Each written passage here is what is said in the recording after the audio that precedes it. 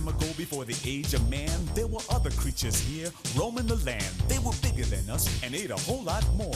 We gave them a name, we call them dinosaurs. Some kind of reptile, scaly and long, looking like a threat, you can bet they were.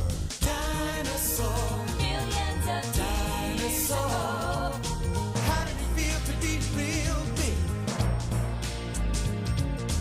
Dinosaurs, colossal. dinosaurs. What a puzzle. How did it feel to be real big?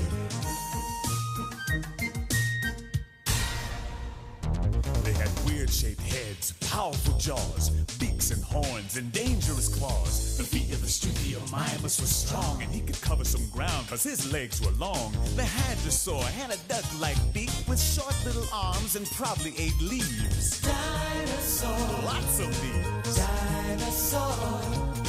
How did it feel to be real? How did it feel to be real?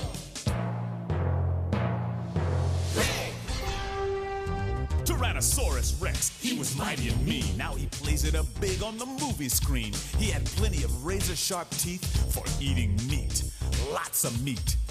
Speaking of mean, the Dromaeosaur, a raptor. Good thing he's not around anymore. Dinosaurs, Where